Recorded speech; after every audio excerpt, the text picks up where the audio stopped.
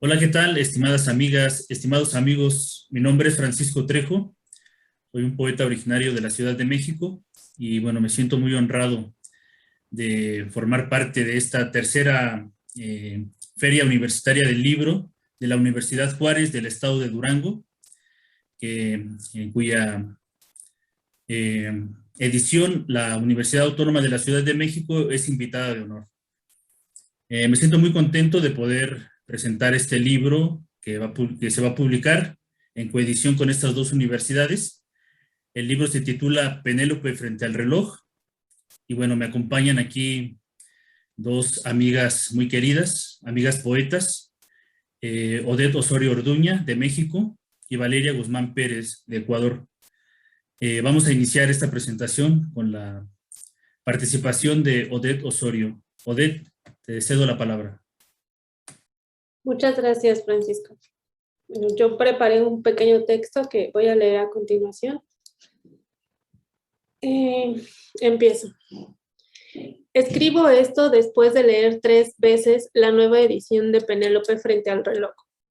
Antes leí poemas de amor de Idea Vilariño, además de sus textos críticos sobre poesía. Así que puedo decir que leí a Francisco Trejo a la luz y en compañía de una poeta preocupada por el ritmo, su estructura y su sentido en la poesía. Lugares de lectura que son parte de mi interés formal. Desde aquí, desde este espacio es que hablaré de Penélope, tejedora de tiempo, de ritmos propios y ajenos y de destinos. Ideas que desembocan en nacimientos, en pájaros heridos o abejorros titubeantes. En suma, poesía que está en silencio y sin lengua. Una poesía con ritmo de espera, sujeta al andar de las manecillas de un reloj en las manos de la madre.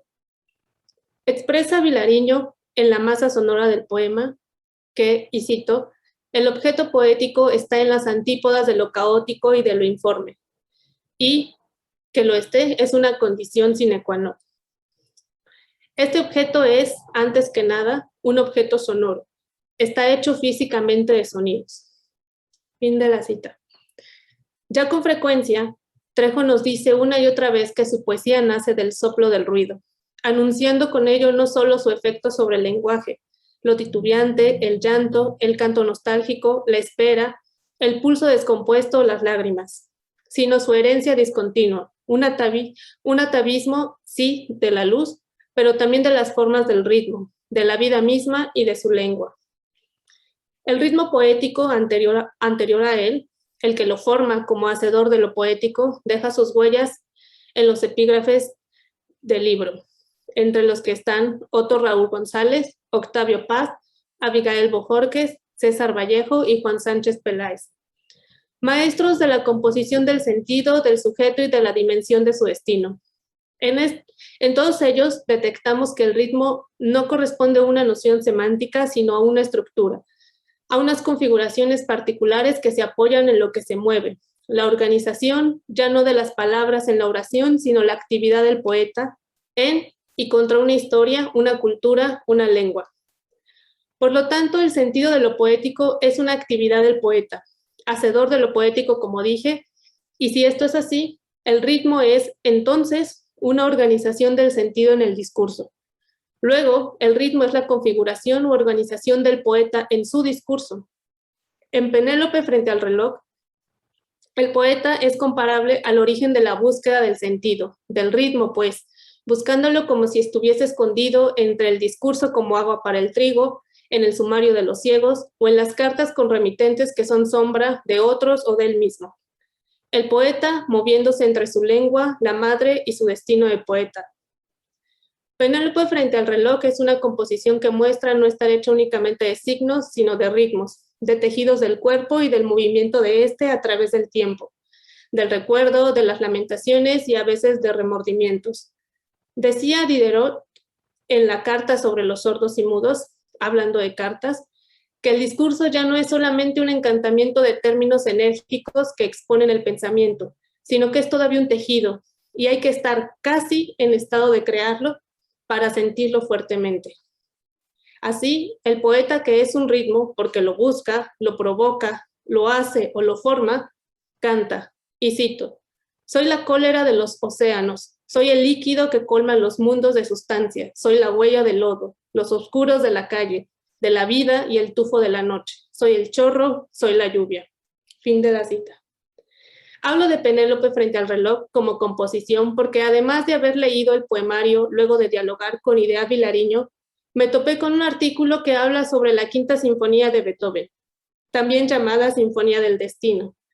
Ahí recuperan una pregunta que el biógrafo y secretario del compositor le hizo sobre las 4 notas del inicio de su sinfonía.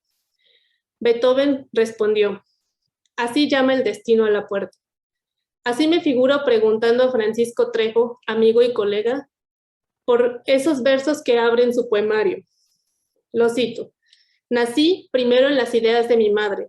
Antes de ser cuerpo y llanto, en su mente juvenil, fui fósforo, una luciérnaga, una pizca de sal, o tal vez algo más cerca de lo lejos, un nido en el cedro encorvado de su melancolía, un cenzontle en la elevada ilusión de su ramaje. Me figuro entonces al poeta contestando. Así enfrenta el poeta a su destino, entre la luz de los días de su pasado. Muchas gracias. Al contrario, Odette, muchísimas gracias a ti. Gracias por tu lectura, por tu tiempo. Me hace muy feliz que estés aquí presentando el libro, al igual que la compañía de Valeria Guzmán, que desde Ecuador nos acompaña. Valeria, muchas gracias. Te cedo la palabra. Muchas gracias, Francisco. Buenas tardes. Primero quiero decir que es un honor estar en esta mesa con Odette Osorio, compañera de la Facultad de Filosofía y Letras de la Benemérita Universidad Autónoma de Puebla y ganadora del Premio Nacional de Poesía Germán Liz Arzubide del año 2019. Nunca hubiera imaginado en nuestros años universitarios que Odette y yo terminaríamos leyendo juntas en la presentación de un querido amigo, Francisco Trejo. Agradezco la invitación y el espacio de la tercera Feria Universitaria del Libro de la Universidad Juárez del Estado de Durango. Entonces voy a permitirme leer un texto que escribí en torno a la lectura. Cartas de la magnitud de la sed. 3 nacimientos en Penélope frente al reloj. Para escribir una carta de esta magnitud, se debe ir al mar, a padecer la sed pese al agua. Debe la carne ser golpeada por el animal de la memoria. Francisco Trejo. Penélope frente al reloj, libro ganador del Premio Internacional de Poesía Paralelo 0 2019 de Francisco Trejo, es una botella echada al mar. Propongo entonces desentrañar algunas de las incrustaciones adheridas a la botella, los atavismos, las génesis, el viaje interior y de imágenes de la memoria, antes que propiamente los signos del mensaje que lleva dentro. La Penélope frente al reloj que releí para esta presentación es una nueva versión que muestra algunos cambios frente a la obra publicada por el Ángel Editor. Se trata de una nueva edición de la Universidad Autónoma de la Ciudad de México, en coedición con la Universidad Juárez del Estado de Durango, que pronto verá la luz. Es muy significativo que el primer poema del libro empiece con la palabra nací. Cito, nací primero en las ideas de mi madre. Me resulta revelador este primer verso porque ciertamente nos gesta primero el deseo de que existamos, mucho antes de nuestra existencia física, porque como diría Lacan, el deseo siempre es el deseo del otro. Frente a esa revelación que se abre, me atrevo a decir que en este texto hay al menos 3 nacimientos posibles, acaso más. El yo poético nace de la madre, nace del padre y finalmente nace en y de sí mismo. En su primer nacimiento nace del deseo de su madre y nace también de su vientre y de sus lágrimas. Cito, era yo en el sueño del útero materno. Alguna vez desperté de la ceguera y al emerger de su sótano anegado, fin de la cita, o ante los ojos hinchados de la mujer, desde donde pude contemplarlos en el instante de ser el agua oculta de sus lágrimas. La primera parte del libro, llamada Penélope frente al reloj, nos pone de frente a la figura de la madre, que no es otra que el arquetipo de Penélope.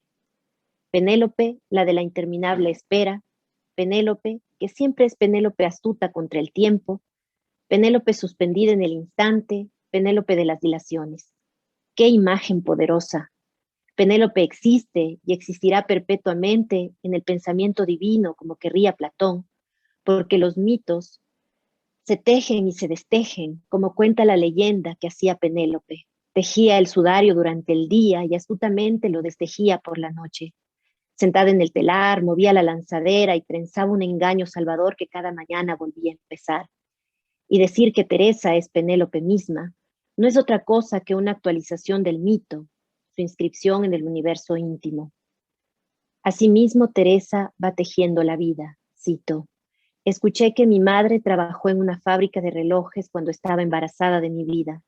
La imagino sonriente, con la generosidad en las líneas de su mano, porque dicen que volvía esbelta de dolor por la orilla de la calle. En su segundo nacimiento, cuando su padre se va de casa, encontramos la génesis de la ausencia que lo llevará a ser poeta. Cito, nací, por ejemplo, la vez que mi padre se fue de casa.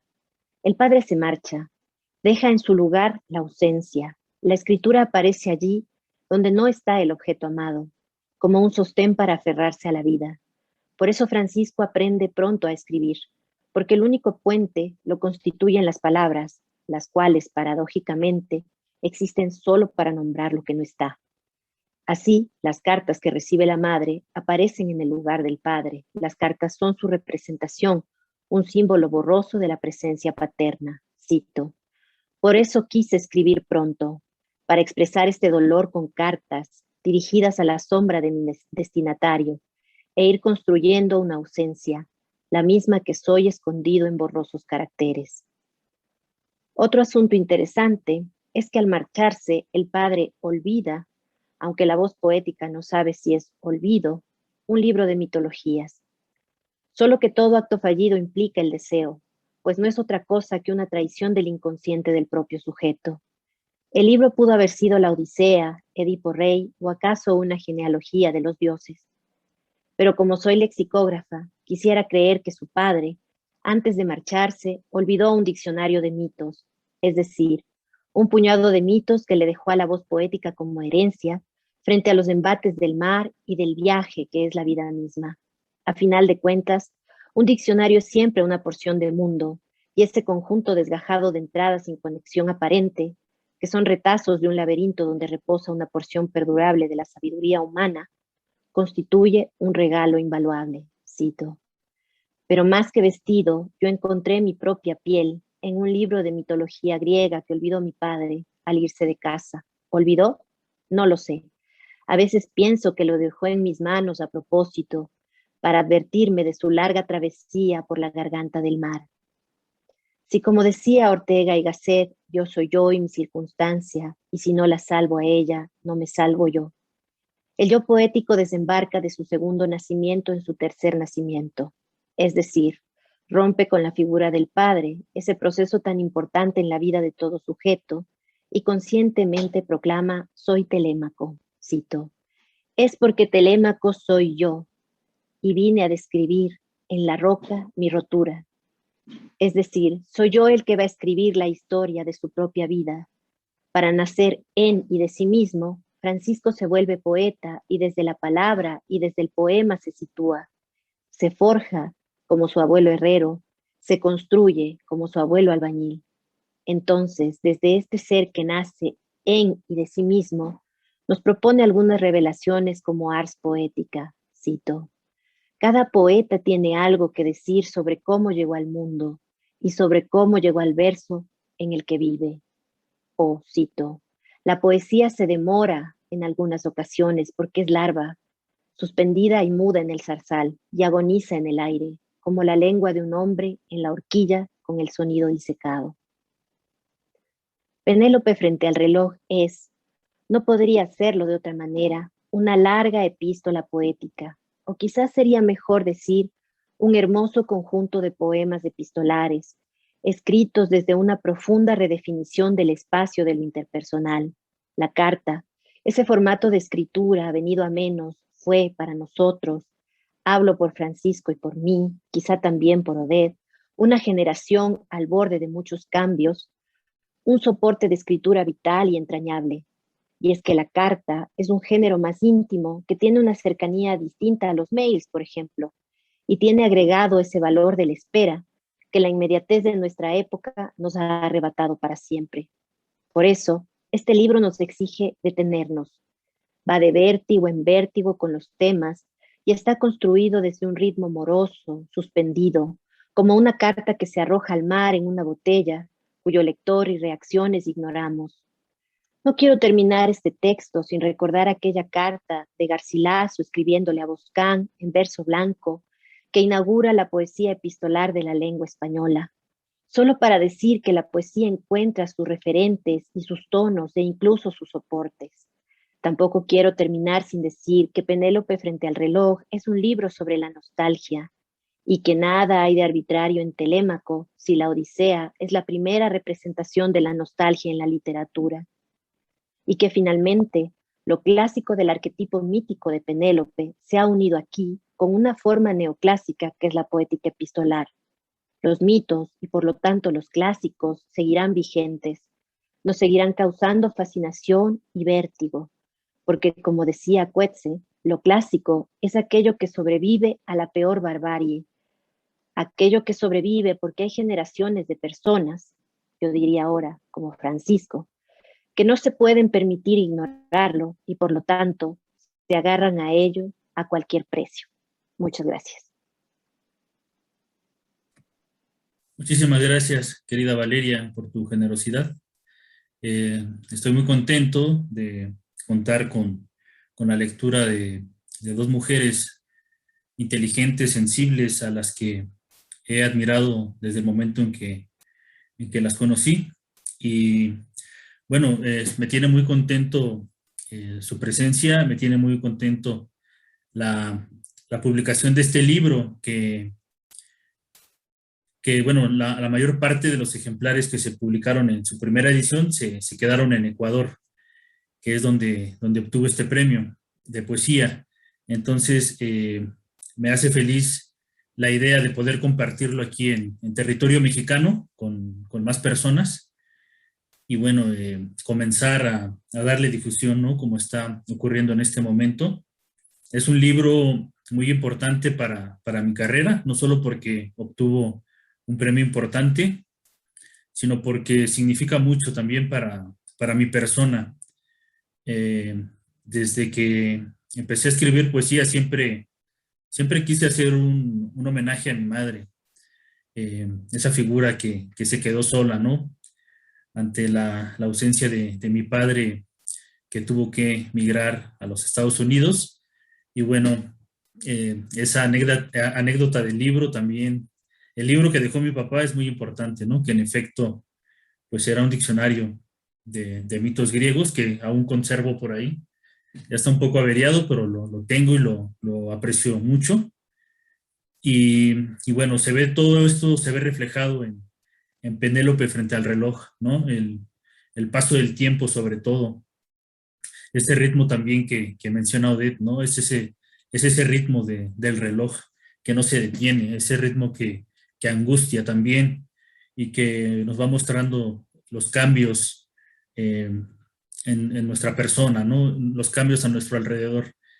Y bueno, siempre quise hilvanar una obra para regalársela a mi madre, no solamente pues leerle un poema que le haya escrito, sino llegar con el libro y entregarlo en sus manos, ¿no? Y cuando ocurrió eso, pues fui muy feliz, ¿no? En ese momento, porque era algo que de algún modo había